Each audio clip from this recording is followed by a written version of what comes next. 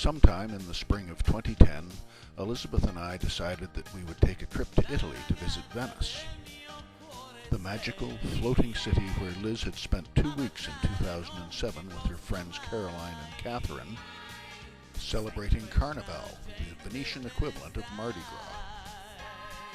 And while we were at it, to spend some time in Tuscany too, because everyone says that Tuscany is the place to go. We had a whole year to plan our trip, so we read everything we could on the subject, including books on cooking, as we planned to do most of our own cooking while we were there. And before we knew it, the day finally arrived. We begin our rigorous training regime as soon as we get to the Victoria Airport. Liz quickly gets into the spirit too, and soon we have left the wet coast behind and are winging across northern Canada and Iceland towards Europe. Arriving in Venice, we head for the water taxi stand by the airport.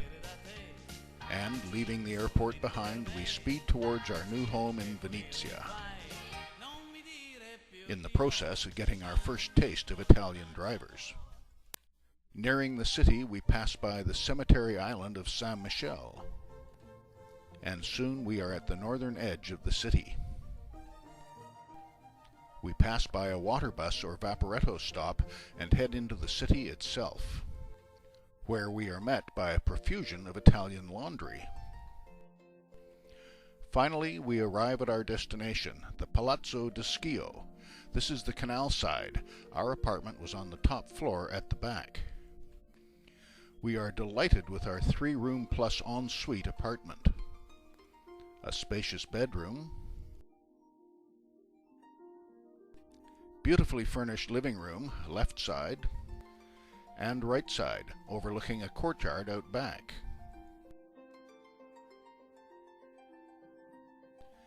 And best of all, a huge, completely equipped kitchen. We spent a lot of time here. The sun poured into our apartment every afternoon and evening. We had lovely views out over the rooftops of Venice to the northwest. This photo looks up at our apartment from the alley below. We had the whole top floor on the west side of the building. The Contessa had reinstalled the old pulley system outside one of our kitchen windows. So instead of hauling all our groceries up 3 flights of stairs, we just hooked them up in the courtyard at back, and I would haul them up and in through our kitchen window 3 stories up.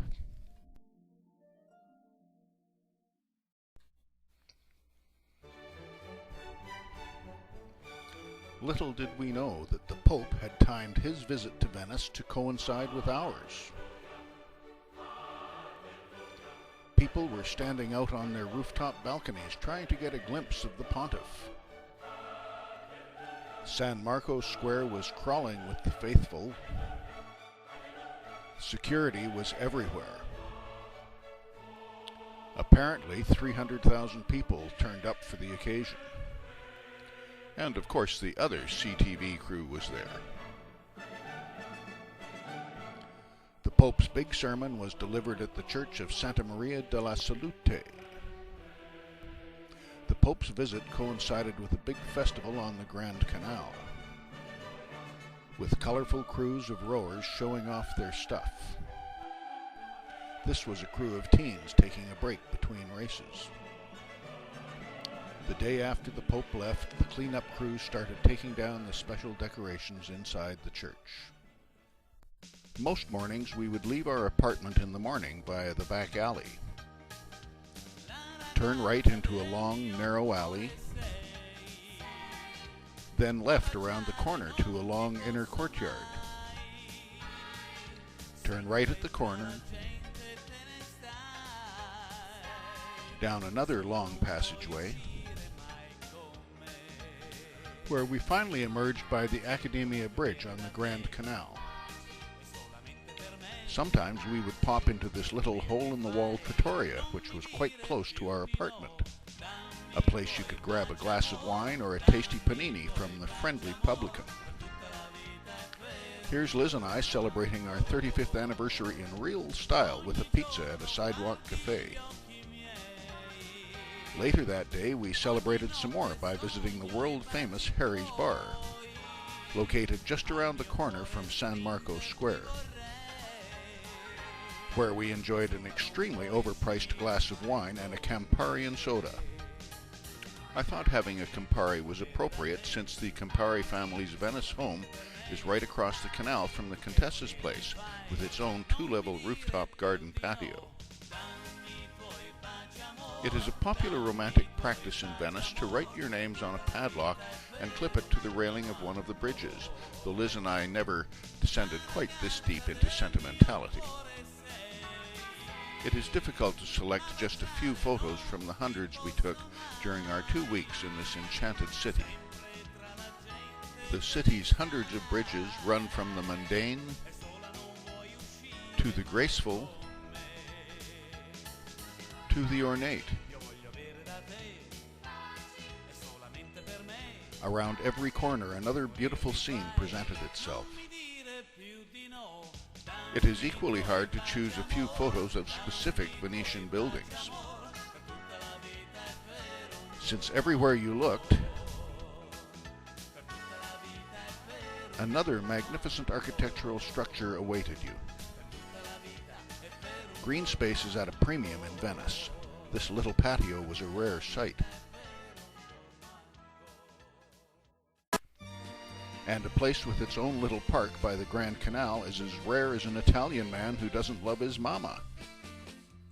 I thought this was a pretty neat looking pad. This was the palazzo where Liz and her 2 girlfriends went to the masked ball at Carnival. And this was City Hall. This facade overlooked the Sater along which we walked to get our groceries. And here's a place that even in its rundown condition shows its former glory. We noticed that just about every steeple in Venice was tilted, result, I think, of them being built on the soft mud flats underneath. Venetian law prevents any kind of billboard advertising, except for some reason on the construction cladding on buildings undergoing renovations. Most of the chimneys in Venice are topped with little birdhouse-like structures to keep the rain out of the flues, including the chimneys right outside our apartment.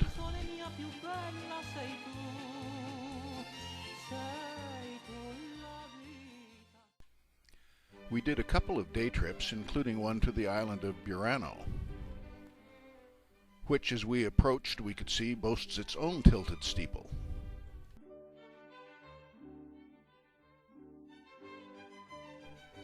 Burano is one of the oldest settled islands in the Venetian lagoon, noted for its colorful buildings, painted that way, so the story goes, so fishermen returning from the sea could tell which house was theirs, though this theory doesn't make a lot of sense to me.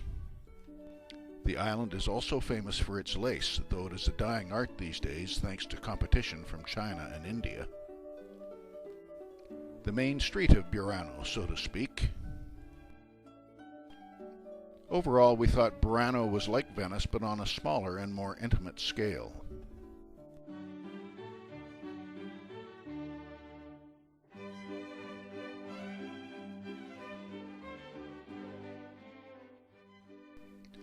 Another day, we crossed the Giudecca Canal and visited the Molina Stuckey Hilton, a new 5-star hotel built in the shell of an old flour mill. From the rooftop bar, we had magnificent views over the Giudecca Canal to Dorso Duro, where we were staying. The Giudecca Canal is a very busy waterway, as we were to discover when we went out in the Contessa's small boat a few days later. The Contessa, Anna de Schio, lent us the use of her small runabout for the day so we could cruise the canals on our own. It had rained a couple of days before, so we first had to bail out the boat. After watching the Contessa struggling with the bailing for a while, I did the gentlemanly thing and rolled up my pants and jumped in to help her. Soon after, we were on our way, heading east past the end of Dorso Duro and the church of Santa Maria della Salute. The first canal we entered was a dead end, the entrance to the Venice Navy base and armory. The Contessa had advised us that gondolas always have the right-of-way, and to always pass them in either direction on their oar side. We enjoyed seeing Venice from a perspective not available to pedestrians. The Italians are a patriotic bunch, it seems. We saw lots of flags hanging from windows.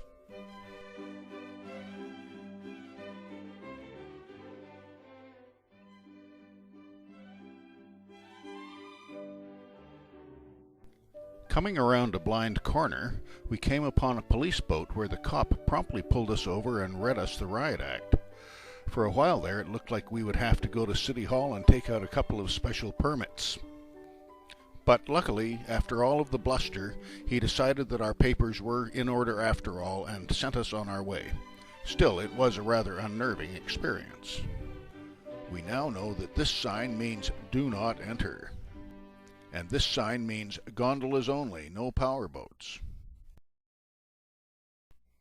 Somewhat shaken by our encounter with the Venetian police, we head off in the opposite direction as soon as we can. Uh-oh, another police boat. I slowed down and he moved on ahead of us, thankfully. This was getting tiresome. Aha, this looks like a good place to tie up for lunch. I am ready for a break from my captain's duties.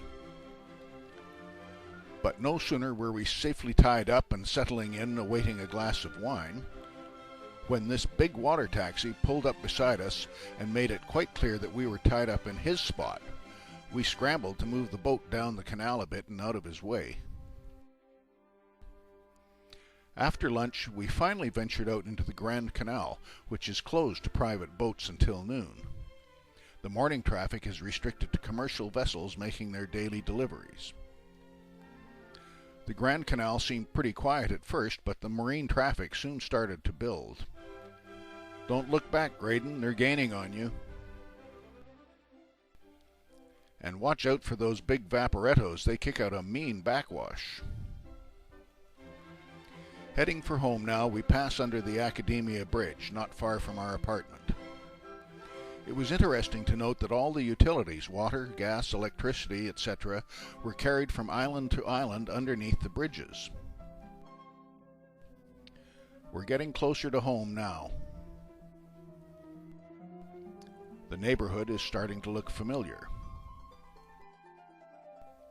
Getting closer now, there's our Vaporetto stop on the Giudecca Canal, where we catch the water bus to the supermarket a couple of stops down. And there's the narrow alley we use to get home once we've disembarked from the ferry. At last, the entrance to our own canal, by the salt warehouses on the Giudecca Canal. Our watery adventure is over. As you can imagine, everything comes into Venice by boat.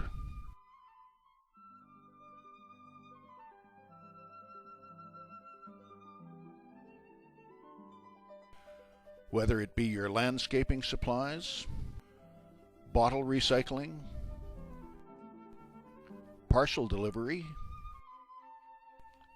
flagons of wine,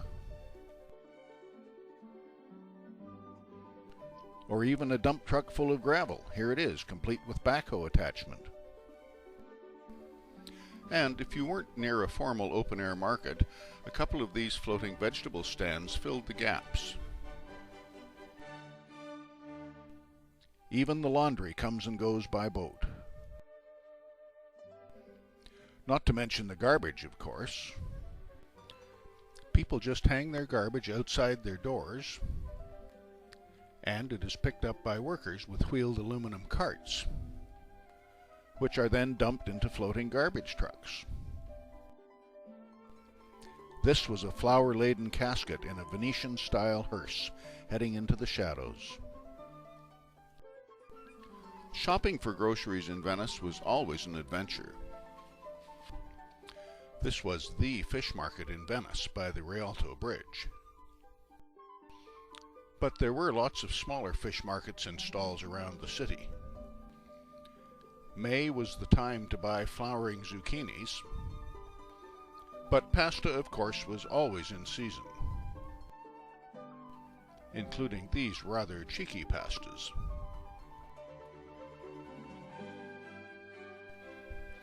The butcher shops in Venice were awesome, though most of them didn't carry lamb, one of our favorites, but lots of beef, beautifully aged, pork, veal, and horse meat, which we decided not to try.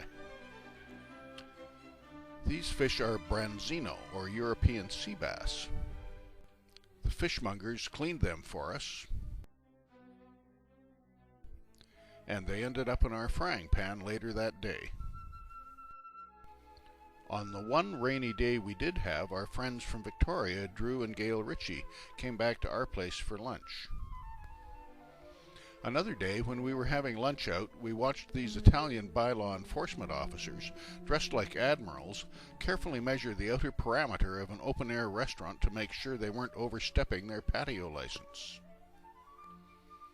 Other memorable sights in Venice included a beggar with a Harrod's handbag, lots of private mailboxes like this one outside individual homes, replicas of one of Italy's most famous people, rush hour in the gondola business. We didn't actually go for a gondola ride, unlike just about everybody else, but we did use traghettos a lot. These are basically stripped-down gondolas that take foot passengers across the Grand Canal in places where there aren't major bridges. Just 70 cents Canadian gets you a gondola ride. The Vaporetto, or water bus system, is clean and well organized. Here we are approaching the Rialto Bridge. And this was the extremely pissed-off skipper of a Vaporetto that narrowly missed colliding with the red motorized barge in the background when it came barreling out of a side canal near the water bus stop. This reminded us of our son Urson and his dog Jones. Before we knew it, our 2 weeks in Venice were up, and we were sitting outside the train station waiting for our ride to Florence. We had great expectations of Florence, but after 2 weeks enjoying the peace and quiet of Venice, I think we went into culture shock when we got there. Traffic was everywhere, and the noise of the vehicles was just overwhelming. And even if some of the buses were minibuses, they still added to the cacophony.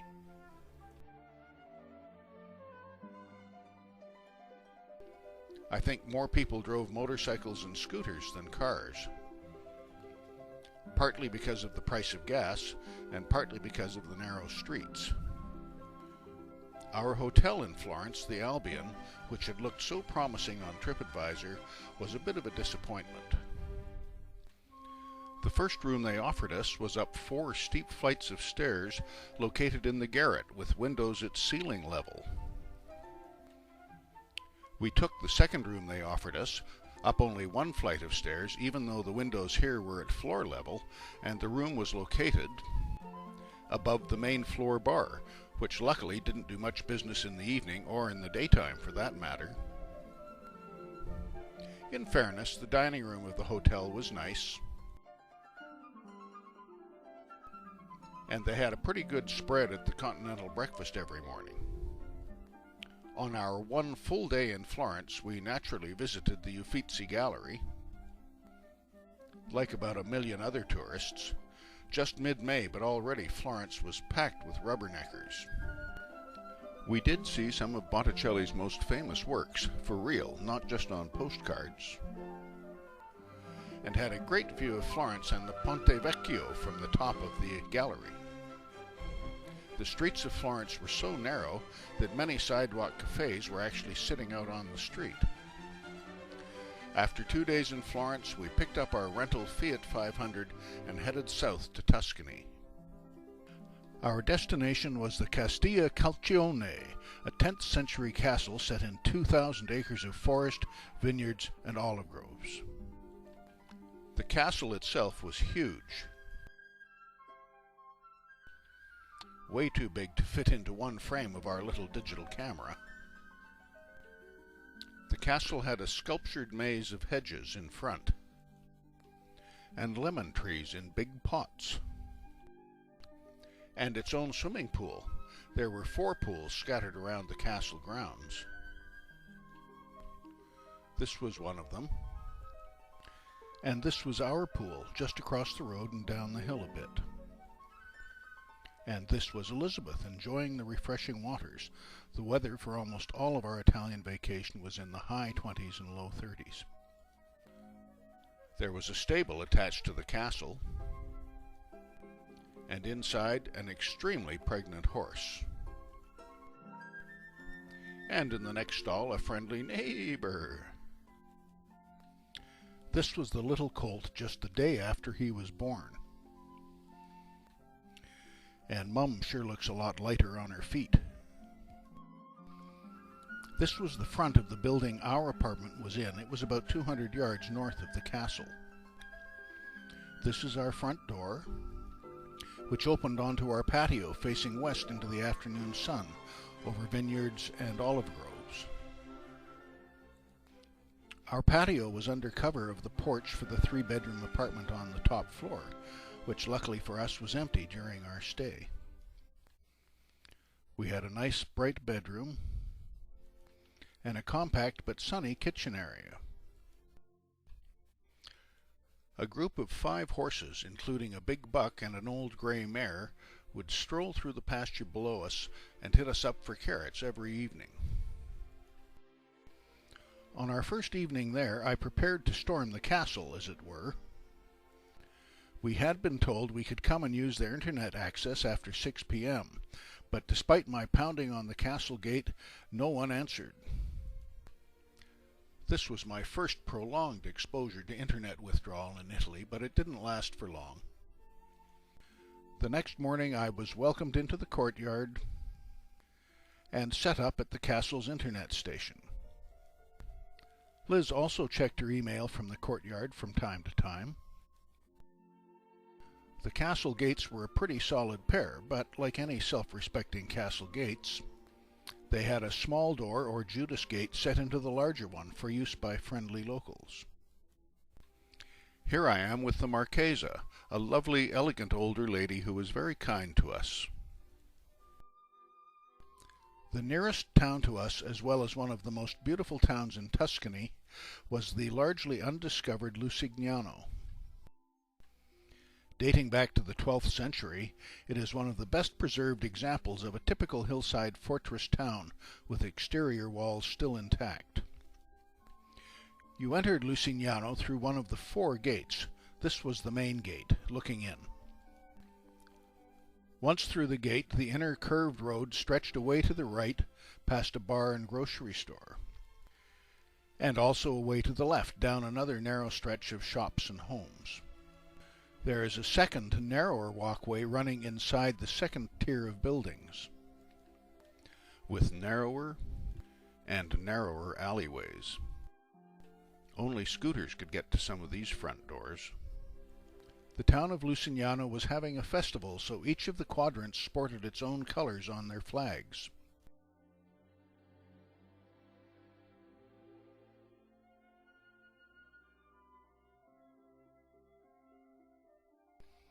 We found a great little deli butcher shop down the right side near the 3rd gate. Every day when we went to town, we'd see the old guys sitting around on benches shooting the breeze in the park outside the main gate, while their wives were inside the gates shopping in town. Some interesting, rather precarious stairs had been attached to the outer wall, presumably after the barbarian hordes had left the building. You wouldn't want to negotiate these stairs after a couple of glasses of wine. There were several nice restaurants with little patios on the main drag, including Il Cucino, literally the last drop, where we celebrated my 65th birthday. On Thursdays, the market came to Lucignano. It was the busiest we had ever seen the town. You could buy clothes, shoes, fresh fish, men's suits right off the rack. Even the ubiquitous Italian mama house dresses were on sale. This was a home on the hill below Lucignano, with corn sheaves on the wall, so picturesque that it appeared on several calendars of Tuscany. The day after we settled in, we drove north to a nearby small castle known as Gargonza, which, like Lucignano, was a beautifully preserved example of a hilltop fortress, though on a smaller scale. This was the main gate, leading up to the central courtyard with the ever-present well so the villagers wouldn't die of thirst while under siege. It was beautifully preserved, but almost entirely devoid of people. A couple of days later, we drove to Montepulciano, another of the many typical small medieval walled towns found atop hilltops throughout Tuscany. Located high on a hill, like most of these more tourist-oriented towns, we had to park below the outer wall and walk up a steep road to the town center. We enjoyed vegetarian and non-vegetarian antipastos. And on the way back to our car, we dropped into one of the local vineyard outlets to sample the area's famous Vino Nobile. A couple of days after that, we visited yet another old walled town nearby, Montalcino. It was becoming obvious why so many of these towns started with the Italian word for mountain. It had a huge impregnable fortress and lovely back streets, though you wouldn't want to have to climb up this alley every day to bring home your groceries. Montalcino was also famous for its red wine, in this case Brunello, though the second string Vino Rosso was pretty tasty too. The market had moved to Montalcino the day we visited, and Liz bought a few tassels for souvenirs. A few days later we visited Siena. Too big to be a town, it was a small city, with a huge inner square, Il Piazzo del Campo, where they still run death-defying horse races. This was Siena's famous cathedral. We met up with Drew and Gail Ritchie again. They were staying just off the main square, and Gail fixed up a delicious lunch for us. Siena was the last major city we visited during our stay, although we made other day trips to nearby towns, including Castelnuovo Bernardenga,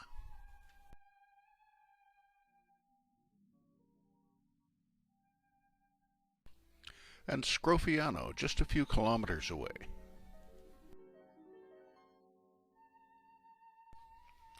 We also visited another Monte town. This was Monte San Sorvino, about a 20-minute drive north of us. On one of our visits, a wedding was just finishing up and people were out in the streets celebrating. These two were part of the ceremony, obviously. And Castiglione Fiorentino, whose ancient castle boasts what must be one of the oldest cell phone towers in the world. We loved the rolling hills of Tuscany, with its intensely farmed fields and hilltop towns, its old and new estates, and flowing fields of poppies. And we loved the way the vineyard growers planted rose bushes at the head of their rows. We also enjoyed talking to people, like this interesting lady we met near the ghetto one day, although often we would just observe from a distance. These two gondoliers appeared to be having a difference of opinion about something. And here was a man in Florence looking out for his flock. We saw some pretty unusual objects of art, including this sponge purse at the Peggy Guggenheim Museum. We met people from all around the world, including this couple from Australia. And not just people, but their pets too, like Blackjack here at our local pub. And this baleful-looking mutt. You don't see dogs in restaurants in Canada, but in Italy it's not uncommon. We spent a lot of time together. Here we're just leaving the Contessa's place to go shopping. This is the Contessa's daughter and her granddaughter Margherita. We spent a lot of time just kicking around home, enjoying the weather and the ambience of Tuscany. Not to mention, of course, enjoying the delicious gelatos that were offered everywhere. On day 32, we left the castle in the early morning and drove to Rome. We had reserved a room in the Best Western near the train station, appropriately called Hotel Canada. We loved the hotel. We had a comfortable room with a nice view. There was a nice little bar where travelers got together in the evenings, and a great dining room which offered a wonderful breakfast buffet that we enjoyed the morning of our departure. We were only in Rome for one day, but did manage a little sightseeing. We took the subway and ended up by the Piazza d'Espagna, where Liz bought a new pair of shoes. The next morning we had a typical hair-raising ride out to the airport, catching glimpses of ruins on the way out of town. And a mere 18 hours later we were back home in Victoria, where we had left the Italian flag flying from our balcony. Our stay in Italy was over before we knew it, but the memories will last a lifetime. We will remember it always as a magical time in a magical country, and we hope to return one day for another visit. But for now, arrivederci.